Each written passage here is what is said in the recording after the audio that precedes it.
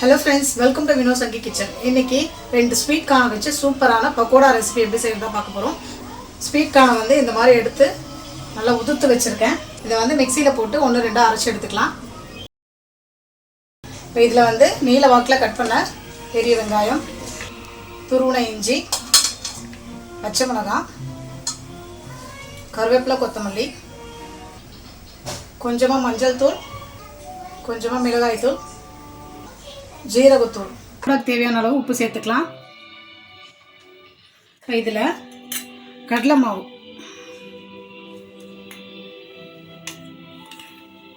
ஒரு 3 table spoon, அரிசி மாவு ஒரு 1.5 ஸ்பூன். இது எல்லாத்தையும் முதல்ல நல்லா கலந்து விட்டுக்கலாம். நம்ம அரைச்ச மக்காச்சோளத்துலேயே நல்லா ஈரப்பதம் இருக்கும், அதனால் முதல்ல நல்லா பிசைஞ்சிட்டு அதுக்கப்புறமா தண்ணி தெளித்து பிசைஞ்சிக்கலாம். நல்லா அப்படியே அழுத்தி பிசைஞ்சு விட்டுக்கோங்க. அப்போ தான் வெங்காயத்தில் இருக்க ஈரம் எல்லாமே வந்து நம்மளுக்கு கலந்து கொடுக்க ஈஸியாக வரும். நல்லா பிசைஞ்சாச்சு, பக்கோடா மாவு ரெடி ஆயிடுச்சு. நம்ம இப்போ வந்து பக்கோடாவாக பொரிச்சு எடுத்துக்கலாம். கடாயில் எண்ணெய் சூடு பண்ணிக்கலாம். பக்கோடா பொரிச்சு எடுக்கிறதுக்கு எண்ணெய் சூடாயிடுச்சு, பக்கோடா போட்டுக்கலாம்.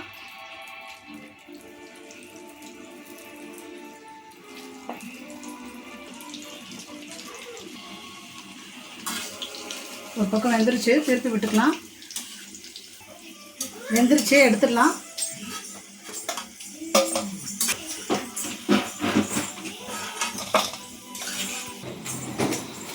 அவ்வளோதான் ஃப்ரெண்ட்ஸ், நம்மளோட கிறிஸ்பியான கார்ன் பக்கோடா ரெடி ஆயிடுச்சு.